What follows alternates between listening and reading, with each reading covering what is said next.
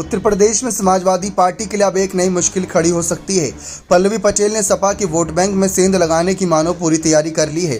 उन्होंने असदुद्दीन ओवैसी के साथ गठबंधन किया। इससे साफ है कि पल्लवी पटेल ने अखिलेश यादव के पिछड़ा दलित और अल्पसंख्यक अभियान का जवाब पिछड़ा दलित और मुस्लिम को एक मंच पर लाकर देंगी।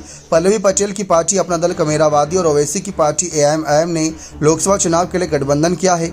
पल्लवी पटेल और ओवैसी के बीच इसको लेकर मीटिंग भी हुई। दोनों नेताओं की तस्वीर भी सामने आई है।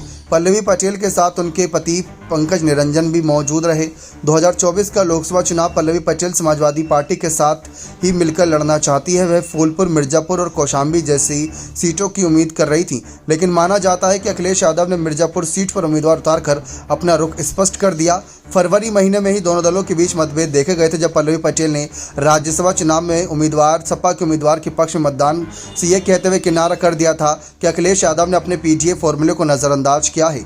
इस गठबंधन की वजह से अखिलेश यादव के लिए ईस्टर्न यूपी में मुश्किलें खड़ी हो सकती हैं, जहां फूलपुर, मिर्जापुर और कौशाम्बी जैसी सीटों पर उनकी यानी पल्लवी पटेल की पार्टी की अच्छी खासी पकड़ मानी जाती है। हालांकि पिछले चुनाव में इन तीनों सीटों पर बीजेपी नेता ने जीत दर्ज की थी और तीनों ही सीटों पर सपा के उम्मीदवार दूसरे स्थान पर रहे।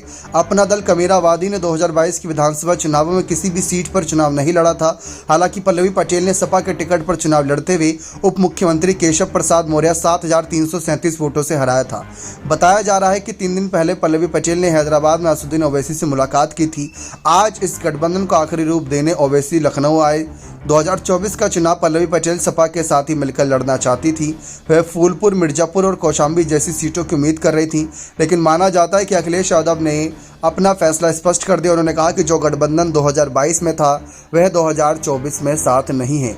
अब पल्लवी पटेल ओवैसी के साथ मिलकर कितना बड़ा खेल करेंगी और इनके साथ और कौन कौन हाथ मिलाएगा, क्योंकि चंद्रशेखर आज़ाद और स्वामी प्रसाद मौर्य के आने के भी चांसेस माने जा रहे हैं।